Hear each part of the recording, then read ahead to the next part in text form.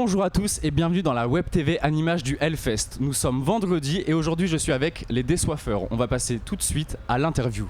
Jingle!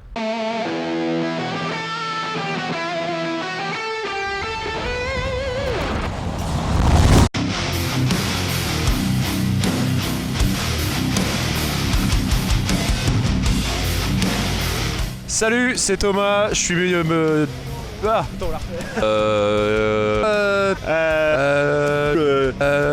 on travaille dur. Alors, yo, salut, je m'appelle Tristan, 34 ans, désoiffeur depuis maintenant quelques années, on va dire 7 ou 8 ans. Pierre, désoiffeur. Je viens ici parce que l'ambiance est cool et d'être désoiffeur, tu rencontres plein de gens et c'est hyper cool. Salut, c'est Thomas, j'ai 34 ans, je suis désoiffeur depuis bien des années. J'étais même le premier désoiffeur en 2013 à faire désoiffeur au Hellfest. Et voilà, ça fait des années qu'on est bénévole et puis voilà, on est content quoi. Et puis là, je comme ça.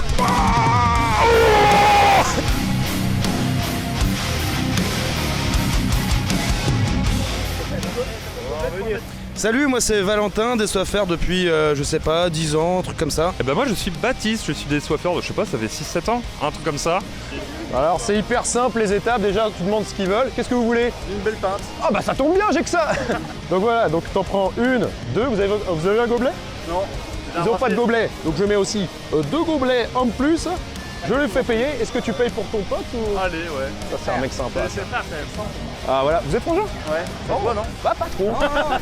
Ça vaut les fous. Ouais. Et après, il suffit de verser.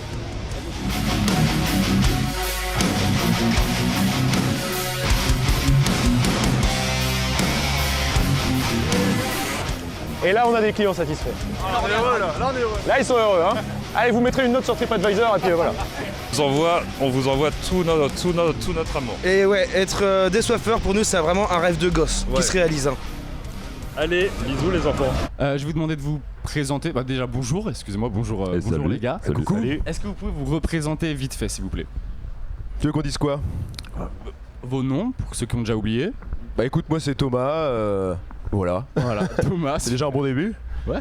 Toi. Valentin, désoiffeur aussi du coup. Bah Baptiste, toujours 35 ans comme hier, voilà. Et moi, c'est Tristan. Donc vous êtes tous désoiffeurs depuis le même moment? On a commencé... Moi comme ouais, je me la pète un peu parce que avec Tristan je crois on était désoiffeurs au tout début, ouais. la première fois qu'il y a eu des désoiffeurs au Hellfest, je crois que c'était en 2013 et c'était un peu le bordel à l'époque. Ça s'est un peu amélioré. Bah il y avait du rodage, ouais. Ouais. On avait des jetons à l'époque, on avait des Ouais, les jetons, jetons, oh là là. jetons qui étaient sécables, donc des bananes remplies de jetons, pas de pad et de cashless, donc c'était un petit peu archaïque. Ouais, fallait de la logistique quoi. Ok. Ouais, il y a un peu de logique Ouais. aussi, ouais. Et les jetons ça colle avec la bière aussi. C'est Ouais. une horreur. Pardon. Ça a bien changé. Ok. Bon bah du coup on a vu dans la vidéo ça consiste en quoi le taf d'un désoiffeur. Merci Thomas. Est-ce que vous pouvez peut-être vous préciser un peu plus, expliquer un peu comment ça se passe quand vous êtes désoiffeur? Fondamentalement, c'est très simple. T'as 20 kilos sur le dos, le but c'est que ce soit léger très vite. Ouais. Donc tu vas voir les gens, t'enchaînes, histoire que ça pèse beaucoup moins lourd. Avec Valentin on est proche du harcèlement, hein. Lui c'est du marketing agressif, il Marketing appelle ça. agressif. Oui, on a vu ça. Et Ouais. ça marche super bien. Ah, je me doute. Est-ce que vous savez combien vous êtes à peu près sur le site à faire ça? Ah bah on est tout un armada parce que du coup il y a quoi? Il y a 3 sites. Ouais, 3 suites de Ouais. désoiffage, ouais. Donc il y en a 4 avec le Metal Corner. Ouais, du coup il y a Metal Corner, il y a un site derrière le VIP du coup qui est entre Altar Temple et VIP. Il y a un site de l'autre Il y en a côté 4, je d'Altar Temple. 4 x 15, un truc comme ça, 15 désoiffeurs à chaque fois, un truc comme ça. Oh, on 15, en a 20, ouais. plus de 4 x 15, je pense. on doit être 60 quoi. Ouais, par Par shift, après faut multiplier par jour. Ouais, par Du coup c'est des centaines en fait. Donc fois par jour. Ah oui. Bah, après c'est souvent les mêmes qui font les mêmes shifts. Oui. Mais Ouais, mais quand on parle d'armada, c'est pas, on n'exagère pas, ouais. On est Ouais. beaucoup. Ouais. Vous y serez tous les jours vous? Enfin tous les jours vous faites désoiffeur? Non. Ouais, non, on est quand même beaucoup de bénévoles. On a des shifts de 2h30 et là actuellement on a 7 shifts sur l'ensemble du festival. Donc ça fait un total, alors j'ai pas compté, 18h à peu près je pense. Ouais, 7h30. Ouais. 17h30 Voilà. de désoiffage. Et donc ça va, on est quand même c'est bien loti dans le sens où du coup on n'enchaîne pas des shifts évidemment de 5 heures, de 5h, 6h. Ouais. Ça tourne pas mal. Voilà, donc. Ok. Est-ce que vous savez à peu près genre combien de litres de bière vous vendez par personne chaque jour? Ça dépend beaucoup en fait, ça dépend ça dépend de beaucoup de paramètres. Ouais, du chiffre, ce qui va dépendre le plus, c'est alors typiquement hier le site venait d'ouvrir à 11h, les festivals étaient même pas sur le site, que nous on était déjà sur le site en train de les attendre avec notre bière. Donc franchement le premier fût, on a mis sur le premier shift on a dû faire un fût et demi. Et il y a d'autres shifts comme hier soir où on a fait genre Pierre il a fait 6 fûts. Il a fait 6 fûts. Ouais. Donc en fait voilà. Parce que et puis ça dépend aussi des conditions météorologiques. S'il fait très très chaud, les gens vont plus boire de l'eau. Ouais. Donc ils vont moins t'acheter de bière. Donc c'est plus difficile pour toi. Donc en fait ça dépend de l'heure qu'il est. Si les festivaliers ont grave fait la teuf la veille, si on est en matinée du coup, ça dépend de plein de choses. Ouais. Mais il y a des assoiffés à peu près à n'importe quelle heure, donc ça c'est bien. Oui, et ça oui, on est au Hellfest. Et typiquement l'édition après le Covid là, du coup la double édition qu'on avait fait en 2022, si je dis pas de bêtises. C'est ça. Le premier week-end c'était la canicule de l'espace, donc les gens pour ne pas mourir buvaient de l'eau, ce qui est louable. Donc on vendait pas, c'était dur de vendre. Et le deuxième week-end c'était le déluge. Donc on vendait pas trop de bière non plus. Ils avaient même annulé le bénévolat parce qu'il pleuvait trop. Ça peut arriver aussi quand les conditions sont ultra extrêmes où on stoppe. Parce qu'avec les 20 kilos en fait ça peut être des fois un petit peu compliqué, un peu dangereux épuisant et tout. Ouais. Comment vous êtes devenus des soifeurs, genre pourquoi, comment vous avez fait Moi j'ai postulé. J'ai demandé à rentrer à Nimage parce qu'ils étaient bénévoles. Et ils m'ont proposé ce poste-là direct et j'ai jamais demandé rien d'autre parce que c'est cool. C'est chouette, il y a une bonne ambiance, on rencontre les gens et puis on tchatche quoi. Donc ça c'est plutôt cool. Enfin, moi j'aime bien. Ouais, parce qu'après il y a le process. Enfin, tu veux? Non, mais après, ça que pour nous, le désoiffage, c'est le poste idéal en fait, parce que ça nous permet d'être en contact avec les festivaliers. On rencontre plein de gens, donc des festivaliers français, internationaux, et en plus, ça nous permet d'aller voir des concerts, parce qu'on peut aller proche des scènes, comme ça, on va directement désoiffer les spectateurs.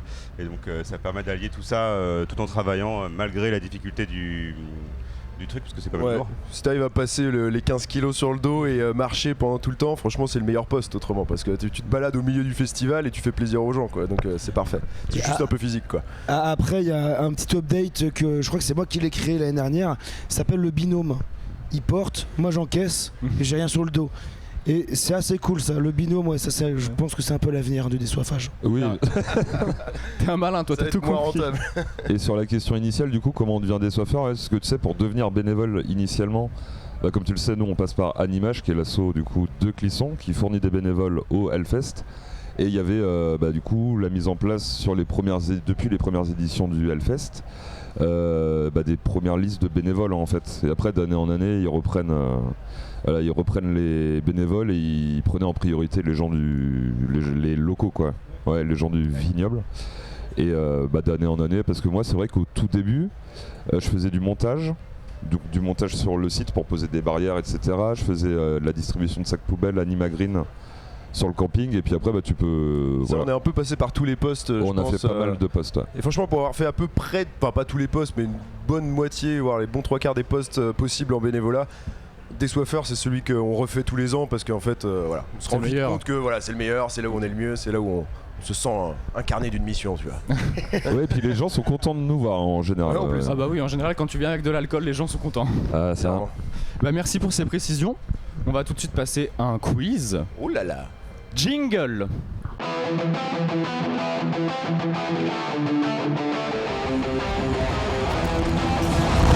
J'ai ici des cartes avec des questions et des thèmes sur les cartes. Vous allez chacun votre tour tirer une carte et ensuite vous devrez vous mettre une note sur le thème en question, une note sur 10, et après je vous poserai la question de la note sur 10. Quand c'est 1 c'est facile, quand c'est 10 c'est compliqué. Je peux avoir... Non mais lisez pas les questions non plus, rendez les cartes. Pardon, j'arrive plus à lire de toute façon. J'arrive plus à lire à cette heure-là. Je sais pas lire d'ailleurs.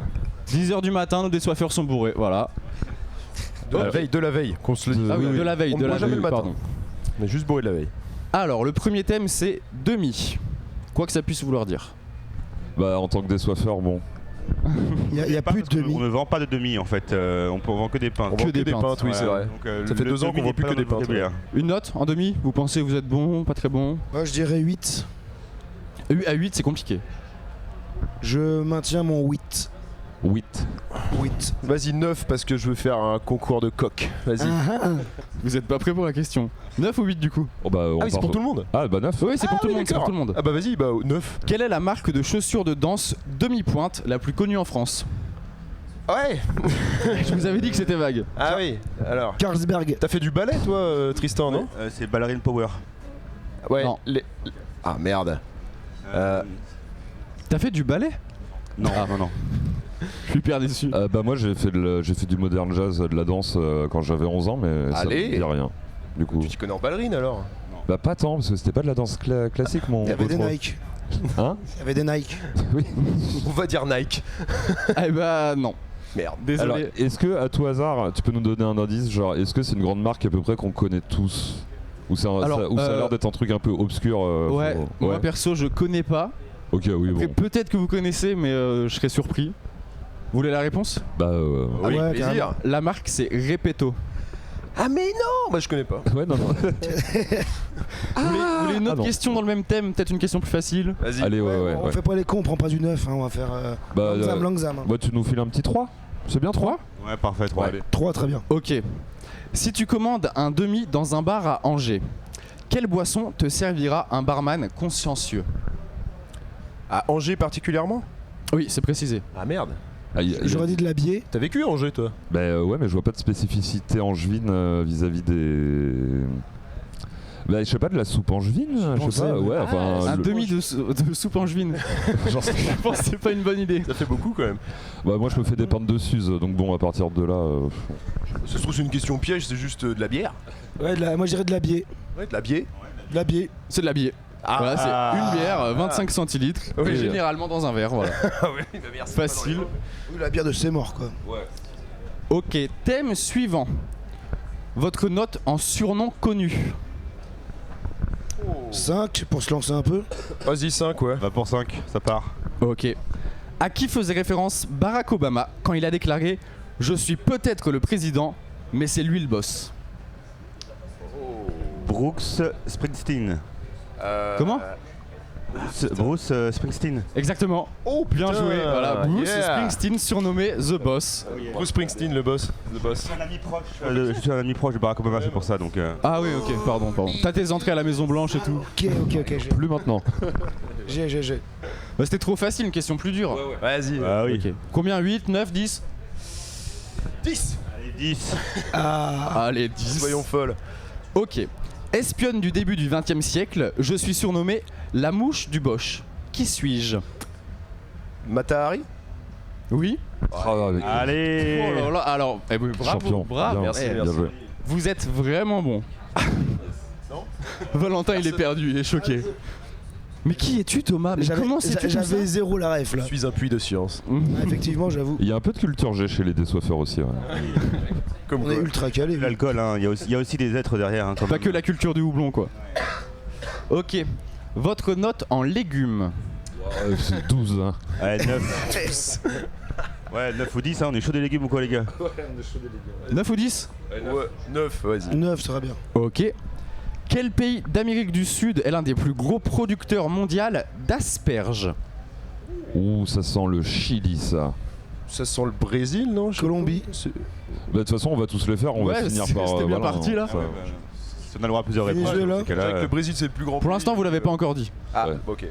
le Pérou, la Bolivie, C'est grand Il est grand, ce pays Argentine. C'est pas un... Ah si, en Amérique latine, c'est peut-être un des plus grands. Mais il est pas... c'est pas le Brésil. Ouais, quoi. c'est le Pérou, le Brésil, non? C'est le Pérou, Ouais. effectivement. Yes. Et D'ailleurs, ça provoque un assèchement des réserves d'eau locales. Tellement ils font d'asperges. Putain. Voilà. pas top. C'est chiant les asperges en plus. C'est Ça, con. j'aimerais bien trouver une blague, mais non, j'ai pas là. Je suis pas un grand fan d'asperges, là, c'est vrai. Ouais, non. C'est pas bon. Ouais, j'ai jamais réussi à bien les faire. Ouais, puis on parle du. Enfin, non, On va part pas en débat parler de ça. légumes, débat cuisine. Bah ouais. Ok, ça marche. Je sais pas. Tier list des légumes. Alors, qui a Non, un... c'était une blague, c'était une blague, c'était une blague. On va mettre un petit clipboard là, voilà, on va Une autre aller question de sur les A légumes à S. Vas-y, ouais. Ok. Quelle note? On avait pris 9 là. Ouais, là, c'est si on fait 9. un 7. Allez, un petit 7, Un allez. petit 7. 7, ok. En 2021, combien de tonnes de poireaux bio ont été produits en France? À 4000 tonnes près. Ah, 4000 tonnes. Oh putain. 2. Alors, une tonne de poireaux, c'est quoi? C'est 1 mètre cube, quoi, de poireaux, on va dire, en taille? Bah, je sais pas combien. Je sais pas Quelle est la combien de masse palettes volumique du poireau? Quelle est la putain masse volumique du poireau? Ça doit être proche de l'eau, quand même. Mata Hari, je pense. Ouais. Vous êtes plus calé en asperges ou en poireau? Me le lance pas. poireau. Me lance pas là. Clairement, je préfère le poireau à l'asperge. Non, mais oui, grave. Oui, oui. Ouais. C'est trop bon, le poireau. Bon, Mais combien de je sais pas, tonnes? je dirais 1 million? Non? Ah bah non, Des plus. millions. À 4000 près. Bah, 1 million à 4000 près, ça fait 1 million, quoi. Enfin, Non, je sais ça pas. veut dire 30 000 tonnes. 30 000. Non. C'était 12 000. Ah, c'est tout? Enfin, c'est débile, en fait. Bah, merci beaucoup pour le quiz. Tout de suite, on va passer à l'interview. Jingle.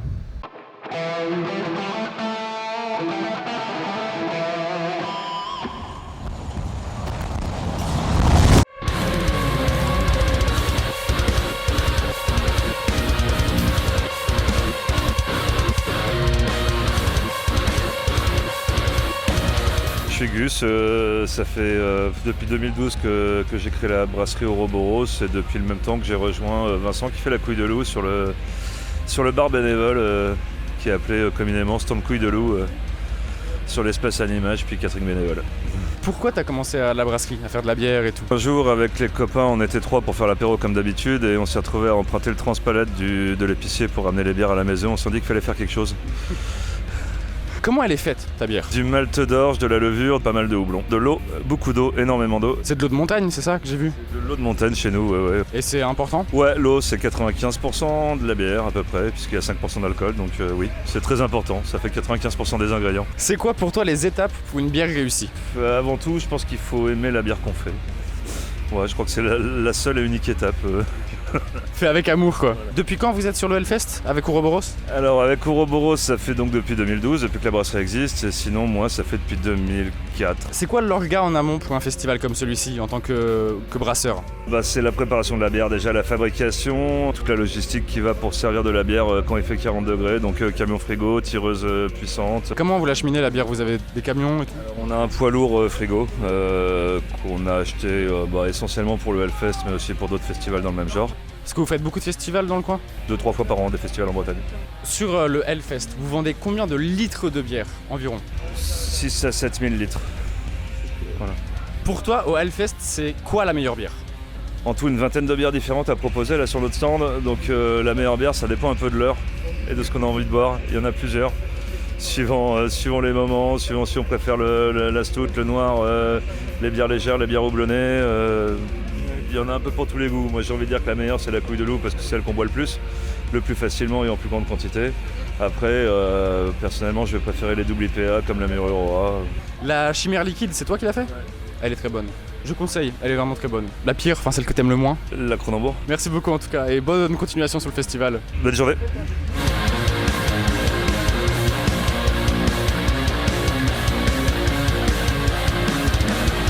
Merci à Gus pour ses renseignements et pour sa bière. Et tout de suite, nous allons passer au jeu musical avec Paul et Julien. Jingle!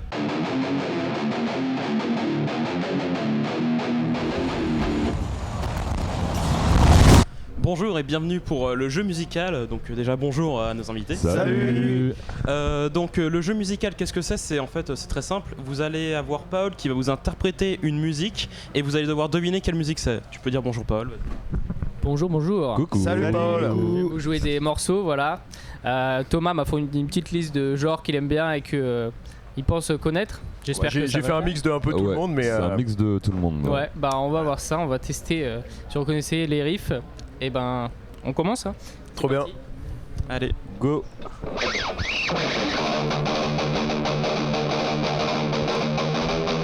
Meshuggah. Bleed Meshuggah. Bien joué. Bravo, c'est ça, ouais. Putain, ils sont doués.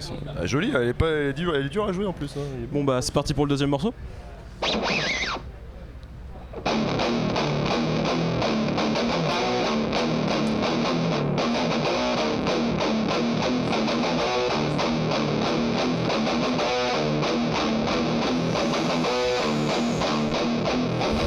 On dirait du gros des scores de ces Ouais.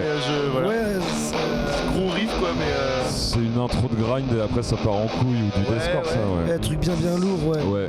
Un petit Bah du coup indice. c'était Disengage de Suicide Silence. Ah, c'était Ok. Suicide Silence, trop bien. Ok. Oh boy, ça fait longtemps ça. Ah oui, oui, non, mais j'aurais pu. Ouais, malheureusement vous l'avez pas eu, mais bon, troisième morceau.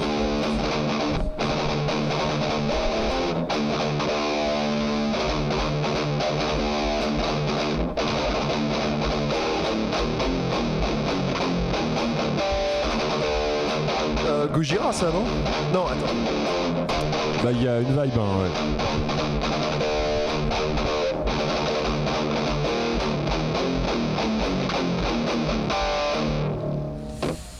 Alors Ah, j'ai pas. Je connais ce riff. Pas du tout, Merde, là. y a pas un indice Ouais, est-ce qu'on peut avoir des petits indices? C'est du metalcore. Mais oui. Ouais. Ah oui, bah voilà, c'est pour ça que je connais pas. Alors du coup, connu Bizarrement. de metalcore? C'est un groupe qui se tient en 4 lettres, souvent abrégé en 4 lettres, qui commence par B. Bring Me The Horizon? Ah, Bring Me The Horizon. Ok.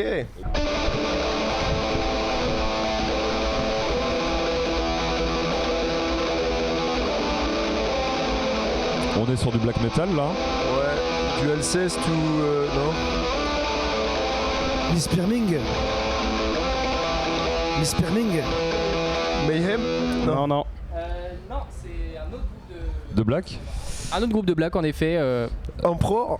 Non plus. Merde. Bah après il y en a plein des groupes de black. Ouais, mais Ça commence par un D.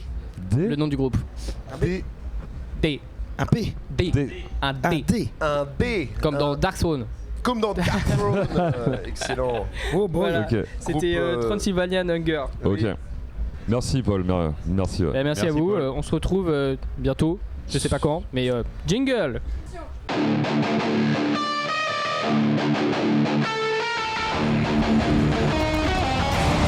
Bonjour à tous et nous voici de retour pour ma chronique mode d'aujourd'hui. Est-ce que vous pouvez me dire un à un vos prénoms et votre âge s'il vous plaît? Jody, 33. David, 33. Brice, 31. Alison, 30 ans. Est-ce que vous pouvez me dire votre métier s'il vous plaît? Ingénieur génie civil. Assistant administratif dans une boîte d'intérim. Est-ce que vous pouvez du coup m'expliquer un peu vos tenues, pourquoi vous vous êtes habillé comme ça? C'est parti d'un délire en soirée, on va dire. On est juste bêtes. Bonne conclusion, apparemment les gens qui s'habillent en fluo sont tous bêtes. Tu peux nous dire comment tu t'appelles s'il te plaît? Elian. Tu peux nous décrire du coup un peu ta tenue, l'idée? C'est un tigre. Tu t'habilles comme ça tous les jours? Ah ben bien sûr. Après la mode du léopard, cet été c'est la mode du tigre qui s'installe dans notre région. Est-ce que vous pouvez me dire comment vous vous appelez s'il vous plaît? Manu. Antoine. Séverin. Raph. Vous pouvez me dire votre métier du coup? Bosse dans l'informatique. Ingénieur chargé d'affaires. Vous pouvez me dire du coup comment vous avez eu l'idée de ces tenues? À chaque fois, on essaye d'être le plus ridicule et de repousser les limites de ce qu'on peut faire. Et est-ce que vous pouvez me dire le truc que vous préférez ou que vous trouvez le plus drôle dans votre tenue? Hein? Alors, nos têtes de gland. Là, on est de retour dans les années 70 avec les survêtements fluo dans le duo à gauche. Et à droite, on serait dans une mauvaise réadaptation d'un film Illumination. Car oui, si vous ne l'avez pas remarqué, on dirait vraiment des sosies Wish du méchant Victor dans Moi Moche et Méchant. Tu peux nous dire s'il te plaît comment tu t'appelles? Alors moi je m'appelle Eric. Comment t'es venue l'idée de cette tenue? Alors ça en fait j'ai déjà commencé il y a 2 ans, je suis déjà venu avec la chemise de maille il y a 2 ans. Et donc là, entre-temps, j'ai racheté une cagoule de maille et je me suis dit, je vais faire la totale. Je savais pas qu'il allait faire 33 degrés aujourd'hui. On remonte encore plus dans le temps à l'époque moyenâgeuse avec un semblant de chevalier qui, au lieu de combattre d'autres chevaliers, combat juste sa sueur. À croire qu'il avait pas assez chaud sans sa cagoule il y a 2 ans. Tu peux nous dire comment tu t'appelles? Je m'appelle Jules. Comment t'es venue l'idée de t'habiller comme ça avec le truc licorne et la banane? Bon, c'est parti en sucette. Puis on allait faire des courses lundi. Le costume a l'air sympa, allez on embarque. Hein. Tu t'habilles pas comme ça habituellement, c'est totalement différent ton style sinon. Ah tout à fait, ouais, non. Ah, le Hellfest, c'est vraiment un festival magique où les tigres parlent et les licornes boivent des bières toute la journée, ça c'est vraiment cool. Tu peux me dire comment tu t'appelles? Philippe. Tu peux nous décrire un peu ta tenue? J'ai une veste que j'ai eue au Hellfest en 2018, une coiffe d'Indien qui vient de chez un antiquaire. Comment t'as eu l'idée de t'habiller comme ça? J'ai sur un présentoir dans mon salon, ça m'a chauffé. Hein. C'est ton style habituel d'être habillé en rocker un peu? Non. Bah après je suis plutôt en chemise en général, je travaille en bureau. Je suis gérant d'une entreprise, hein, donc non, je m'habille pas comme ça. J'ai un peu plus de tissu d'habitude. Si tous les patrons de boîte s'habillaient comme ça, c'est sûr qu'on serait beaucoup plus motivés à aller au travail le lundi. Surtout si c'est pour voir Yakari. Quel était votre look préféré d'aujourd'hui? Ah bah moi je dirais que c'est le chevalier parce que putain faut du courage pour... Pardon. Faut du courage pour porter une cotte de maille sous 40 degrés, c'est complètement... Je suis assez d'accord aussi, ouais, la cotte de maille, ouais. C'est lourd, il fait chaud, c'est chiant. Ouais. c'est jusqu'au boutiste quoi. Ah, exactement.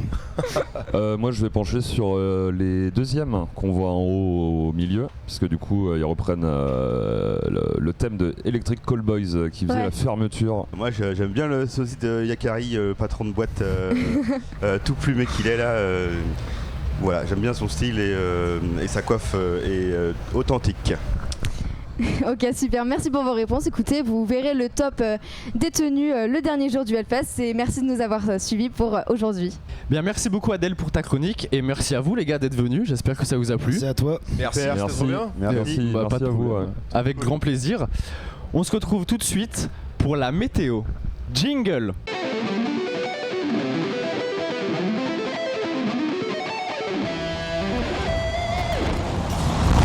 Bonsoir à tous et bienvenue dans Météo Stage, la météo des main stage.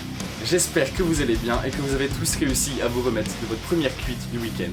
Et bonne journée internationale du tennis à tous. Même si aujourd'hui nous ne sommes pas à Roland-Garros, mais à Clisson au Hellfest. Regardons maintenant la carte. Alors, comme vous le voyez, pour demain sur le main stage 1, en début de matinée, il faudra s'habiller légèrement pour éviter de transpirer avec l'U6U à 11h05. Et ne vous recouvrez surtout pas tout de suite, car juste après, nous aurons droit à une chaleur venue du sud avec The Southern River Band à 13h35.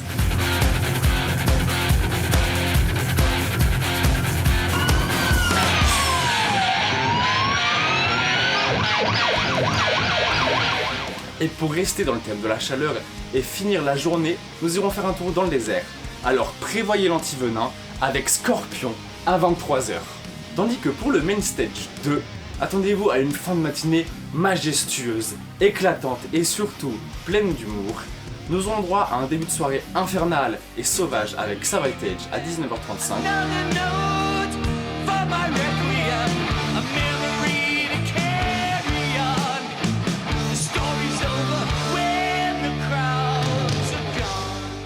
Parfait pour accompagner votre galette de saucisse. Ensuite, pensez bien à laisser votre Bible sur le trottoir si vous pensiez aller voir Judas Priest dans la foulée. Et pour finir cette soirée de rêve, nous aurons droit à Dream Theater à minuit 45 avec un risque de tempête mélodique.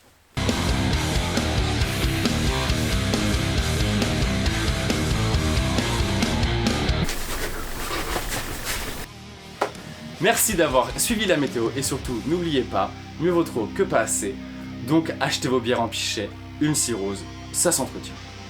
Bonne soirée à tous.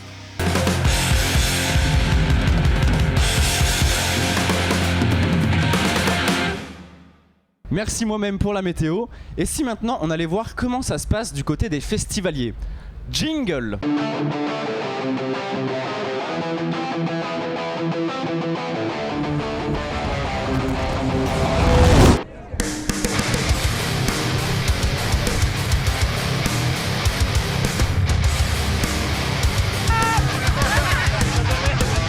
Déjà bonjour, comment allez-vous en cette belle journée?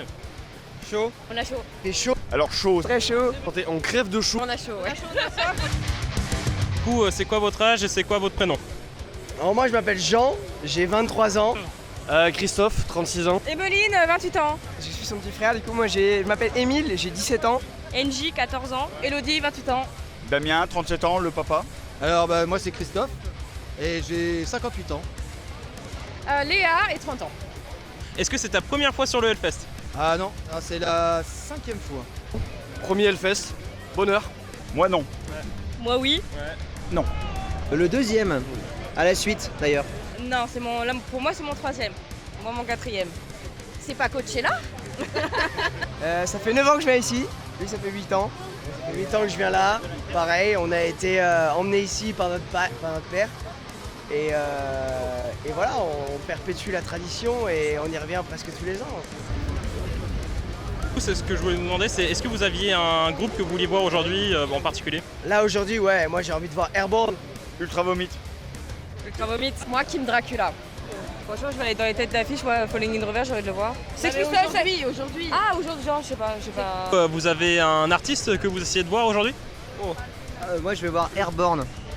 Parce qu'il n'y a pas assez d'essais, du coup on fait ce qu'on peut. Non, on aime bien découvrir des nouveaux groupes, c'est le but du Hellfest. Découvrir des groupes qu'on connaît pas, quoi. Kindred, mais le seul groupe que j'ai envie de voir, c'est le groupe de copains, tu vois. On est là, on est en groupe, on est venu à 7. Grosse expérience, première expérience pour majorité d'entre nous. Et c'est surtout ça le gros plaisir, profiter de tout ça, là, c'est génial. Vous allez recommencer l'année prochaine. Est-ce que vous avez une idée pour la tête d'affiche que vous aimeriez voir? CDC, quoi. Moi, je vais déjà casser le PEL, et puis après on verra. Iron Maiden, moi j'aimerais bien les voir. Maiden. Quadrive en tête d'affiche, ce serait extraordinaire. Et moi j'ai envie de revoir Landmarks, parce qu'un de mes meilleurs concerts l'année dernière, Landmarks, j'ai envie de les revoir. Peu importe ce qu'il y a sur le stage, on ira, on viendra, on profitera, ce sera bien. Selon toi, c'est quoi un bénévole au Hellfest? Un mec qui aime ce qu'il fait, qui le fait pour les bonnes raisons, et qui se fait pas encroumer, enfin on espère. C'est nos potes, ils sont hyper sympas dans les bars. Ouais. Le chapeau, ça crée des liens, et du coup on revient, ils nous reconnaissent. Et vu qu'on boit beaucoup d'eau, on repasse et puis on se fait beaucoup d'amis et les bénévoles sont extra. Donc, Mais au niveau des bénévoles, moi, y a rien à redire. Quelqu'un qui bosse gratuit. Non, c'est quelqu'un qui bosse gratuit mais qui vit une expérience, et genre une super expérience parce que j'ai déjà été bénévole, pas ici mais ailleurs, et c'est trop bien. Bénévoles, ils sont là pour mettre au propre tout ce qu'il y a autour de nous, pour gérer les bars, pour nous servir à boire, pour rendre le site agréable comme on peut le voir. Voilà, si vous cherchez des bénévoles pour l'an prochain, on est là. Voilà, n'hésitez pas. On sait faire plein de trucs. Voilà, merci Animage. Et on sera pas déguisé, hein, promis. Non, promis. Merci aux festivaliers pour le micro-trottoir. On retrouve tout de suite, désormais, dès à présent, le groupe Howard qui joue demain sur la vallée à 10h30. Jingle.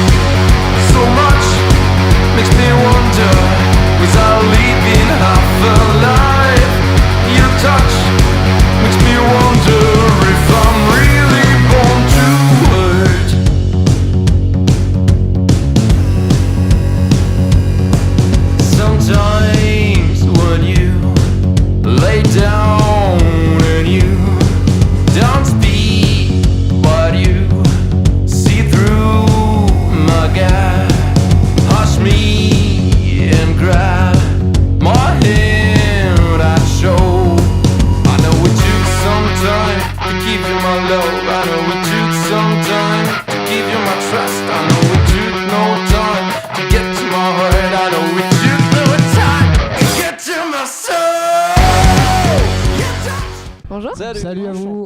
Enchanté. Merci beaucoup d'être venu. Je vais vous laisser vous présenter, peut-être pour ceux qui vous connaissent pas. Qui êtes-vous? D'où venez-vous? Qu'est-ce que vous faites comme métal? Yes, alors donc on est Howard. On fait pas tellement du métal. En fait, on est plutôt dans un espèce de rock stoner mélangé à de la techno, de l'électro. Okay. Ça brise un peu les codes. On est un groupe qui est originaire globalement de Paris. On s'est formé en 2017. Et puis voilà, on en est à notre 3e album après un tout premier EP en 2018, raté. Et voilà, moi je suis Jimbo et je suis au chant et à la guitare. Voilà, moi c'est Raph, donc je suis à l'orgue et au synthé basse. Et je suis Tom, je fais de la batterie. Ok, super. Et moi j'avais une question, comment vous est venue l'idée de justement mélanger tous ces styles musicaux et pas de faire du métal? Alors en fait c'est venu un peu petit à petit parce que tous les trois on a des écoutes qui sont hyper diverses au quotidien. On écoute aussi bien de l'électro que de la pop, que du gros métal, que du rock vintage, et du coup quand on écrit ensemble c'est ça qui ressort. On a envie d'aller un peu vers ci, un peu vers ça. Et il y a aussi une volonté de un peu transporter le rock au 21e siècle, quoi, on va dire, de faire un rock plus moderne, plus frais, que de copier ce qui se faisait dans les 70s, quoi. Je voulais savoir pourquoi vous mélangez autant de styles musicaux et pourquoi c'est pas du métal que vous faites? Eh ben écoute, en fait on écoute beaucoup de choses différentes. De l'ambiant, des trucs psychés, même du ska des fois, ça m'est arrivé, du métal très produit, de la pop, enfin vraiment tout. Et au moment de composer, en fait, comme c'est une écriture très collégiale, et ben tout arrive à se retrouver un petit peu dedans. Enfin, ce qui fait sens au moment où on compose en tout cas. Et voilà, donc ça fait un petit peu un mélange comme ça avec une énergie quand même bien rock, hein, vous aurez noté. Et voilà. Et votre processus créatif, c'est quoi quand vous créez des morceaux? Est-ce qu'il y a une routine un peu, ou il y en a un qui a une idée, il partage aux autres et ça se développe autour? Pour ce 3e album, Oscillation, on a beaucoup maquetté. Moi j'ai un petit studio à Paris, donc on s'est retrouvé beaucoup là pour écrire en fait. Puis en général, il y en a un de nous 3 qui arrive avec une idée, et puis on part de ça, on étoffe. Donc on a fait tous les arrangements là. Et puis après, une fois qu'on est content des maquettes, on enregistre au studio Sextant à Malakoff, qui est un gros studio avec des grandes pièces où on peut faire des batteries dans une grande pièce, ou voilà. Et voilà, on fonctionne comme ça. Ok. Et du coup, pourquoi le nom Howard? Yes, à la base, quand on s'est formé, en fait, tu vois, il fallait le temps qu'on se rencontre, parce qu'on s'est rencontrés via des petites annonces sur internet, on se connaissait pas tellement d'avant, et il fallait qu'on trouve un peu des dénominateurs communs, tu vois. Donc il y avait le rock 70s, et puis au niveau des thématiques, à l'époque, ce que moi j'écrivais, c'était vachement des trucs un peu fantastiques, machin, inspiré du coup pas mal de l'œuvre d'un gars qui s'appelle Howard Philip Lovecraft. Et au final, les choses de la vie ont fait qu'on s'est beaucoup éloigné de ce type, et notamment par les sujets qu'on travaille maintenant. Mais le nom Howard est resté, déjà parce qu'on l'avait créé comme ça à l'époque, et aussi parce qu'il a un avantage énorme, c'est qu'il peut très bien marcher en anglais et en français. Et du coup, voilà, on se l'est approprié juste à nous. C'est aussi le moyen pour nous de créer une entité qui nous dépasse, parce qu'on a 3 identités assez fortes. Mais on constate que quand on est ensemble, il y a autre chose qui se crée, qui est un peu la fusion de nous 3 avec des petits bouts de chacun de nous. Et Howard, du coup, c'est un peu cette personne qui nous rassemble tous les 3, quoi. Ok, je vois. T'as dit que vous aviez passé des annonces, genre vous connaissiez pas avant de monter le groupe? Vous étiez pas... Jimbo et Tom se connaissaient déjà d'un premier projet, mais moi je les connaissais pas. Ah oui, vous étiez rencontrés sur internet aussi, ouais, c'est vrai. Annonces. Et en fait, moi j'étais dans une dynamique de vouloir remonter un groupe de rock, et j'avais très envie de faire la basse à la main gauche. C'était un challenge au clavier de faire ça, de tenir la basse sous du long et de faire l'orgue à la main droite. Et je vais voir sans aucun espoir sur un site de petites annonces, et là je vois une annonce, on cherche un gars qui ferait de l'orgue main droite et la basse à la main gauche pour faire un rock à la fois inspiré 70s et stoner. On est un guitariste, chanteur et un batteur. Ok, je trouvais ça incroyable, donc du coup j'ai envoyé un petit message. Et puis ils m'ont envoyé la première maquette qu'ils avaient, il y avait un morceau et demi quoi. Et puis je suis tombé amoureux de la voix de Jimbo. Et du coup ça a démarré comme ça, voilà. Oh, le hasard magnifique, quoi, exactement ce que tu voulais. En plus, se retrouver après au Hellfest, en démarrant comme ça et se retrouver au Hellfest, c'est assez ouf. Ouais. Il s'est passé quelques trucs entre temps, mais c'est vrai que. Mais oui, c'est ça. Et ça vous fait quoi d'être au Hellfest? Ouais. Franchement, c'est un peu l'accomplissement d'un rêve. Ouais. T'as un truc tout con quand tu fais un groupe un peu de musique à tendance extrême quand t'es en France, c'est clairement le rendez-vous. Et c'est un truc où tu rêves, tu te dis bon ok, alors je lance un groupe, puis moi j'étais déjà allé au Hellfest en tant que festivalier. C'est sûr que tu vois tes potes sur les scènes, tu vois les groupes qui te font rêver, qui sont là, t'es là, ah putain un jour ce serait cool. Et là, on y est. Ouais, c'est de la chance. L'accomplissement d'un rêve. C'est quoi vos messages à travers, du coup par exemple vous avez sorti un dernier album là en mars. C'est quoi vos messages à travers cet album et aussi à travers votre musique en général? Qu'est-ce que vous voulez faire passer? Ok, bon. Cet album-là, il est un peu particulier pour nous parce qu'il est assez personnel au niveau des textes pour moi. Tout au long de l'écriture, j'ai fait un petit chemin assez compliqué et très libérateur sur notamment l'identité de genre.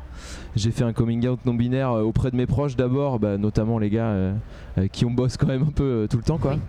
Et puis on a décidé de le mettre dans l'album parce que quand tu vis des trucs aussi forts que ça, forcément il faut que ça se retrouve dans la musique que tu crées, sinon c'est un peu dommage.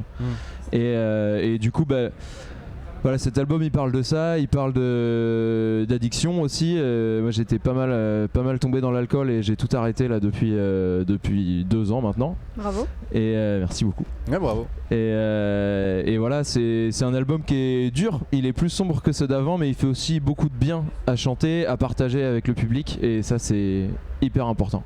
Ouais. Ok, bravo pour ton coming out aussi. Merci beaucoup. C'est toi qui écris la majeure partie des chansons ou alors les textes oui. Ouais. Et puis après pour la musique, je laisse mes camarades répondre. Eh bien, je parlais de quelque chose de collégial tout à l'heure. En effet, on arrive vraiment avec un petit bout de machin, un petit bout de truc. Le boulot dans le studio de Raph a fait beaucoup de bien aussi là-dessus, parce qu'on pouvait partir de n'importe quoi.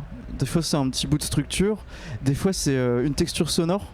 Et en fait, tout était propice dans ce petit laboratoire à créer. Et ça fait plaisir. Ça fait vraiment plaisir. Et pourquoi le choix de chanter en anglais? Ouais. c'est pas tellement un choix. Au final, c'est un truc assez naturel. Moi, j'écoute très peu de musique francophone depuis que je suis tout petit. Je baigne vraiment dans la musique anglophone depuis mon plus jeune âge, quoi. J'ai grandi avec Neil Young, les Beatles, des artistes très 70s, très 60s comme ça. Et du coup, en fait, quand je me suis mis à écrire des chansons avec des guitares, ben en fait, ça m'a même pas trop traversé l'esprit de chanter en français. Ça m'est arrivé de chanter en français quand j'étais plus jeune parce que tu vois, je faisais des reprises, des trucs, voilà, et c'était cool, j'aimais bien. Et puis au final, dans un projet aussi personnel qu'Howard, en fait, je me pose pas la question de pourquoi je chante en anglais, c'est juste ce qui vient naturellement, quoi. Et après, ça peut nous arriver de temps en temps. Enfin, tu vois, les interventions publiques, bien sûr, on le fait en français. Oui. Là, sur cet album, comme on disait, il y a des morceaux qui sont un peu plus personnels. Ça a pu nous arriver de faire des bouts en français parce que ça vient comme ça aussi, et notamment pour parler de la non-binarité, pour expliquer aux gens ce que c'est et qu'ils comprennent un peu mieux ce qu'on véhicule dans notre musique, quoi. Ok, et du coup vous avez sorti votre premier album en 2020, enfin juste avant le Covid en tout cas. Ça vous a pas un peu découragé de l'avoir sorti à ce moment-là et après ce qui est arrivé, donc la pandémie et tout ça? Bah écoute, oui, c'était un montagne russe. On devait partir en Suisse, on avait des dates avec Cadavar, donc c'était un monde qui s'effondrait. Ouais. Mais on a eu vraiment beaucoup de bol tous les trois de se mobiliser. Et puis en fait, on a écrit le deuxième exactement dans la foulée. Ouais. Avec toute la frustration qui nous animait à ce moment-là, et puis un petit peu d'espoir aussi, parce que le fait de savoir que ça arrive à tout le monde et que tout le monde est dans le même bousin, et ben ça aide aussi. Il y a un truc de solidarité où en fait, voilà, quasiment la plupart des artistes ont composé à ce moment-là et ont sorti des choses cool et qui avaient du sens. Donc ouais, 2020, on retiendra. Ouais. Bah, du coup, ça vous a permis d'écrire le deuxième album, qui est sorti en 2022. Et c'est suite à cet album, du coup, que vous avez fait votre première tournée? En fait, on tournait déjà avant. On a toujours fait plusieurs dates dans l'année. Au début, c'était dans des tout petits bars ou dans des petits lieux comme ça. Et puis donc on n'a jamais arrêté de jouer, sauf pendant le Covid où il y avait évidemment moins de dates, mais même pendant le Covid, on a fait des dates où c'était assis, où il y avait changement de public et on faisait 2 sets pour que les gens soient, pour que la jauge soit complète, mais en 2 fois pour pas qu'il soit trop, il y avait des trucs de ouf. Mais voilà, on n'a jamais vraiment arrêté de jouer. Ouais. Même en cours d'écriture, quoi, ouais. Et à Paris, c'était mis sold out. C'était quoi votre ressentiment par rapport à ça? Enfin, votre ressenti par rapport à ça. Enfin, vous étiez fiers que toutes les places aient été prises. Enfin. Ah, pour la release party du deuxième album, oui, carrément, ouais. Bah, en plus, aujourd'hui, il y a un truc quand on produit une date, c'est que soit t'es une énorme tête d'affiche et les places se vendent dans les 5 minutes. Mais quand t'es pas une énorme tête d'affiche, tout se vend dans les 3 derniers jours. Ouais. Donc du coup, tout avant.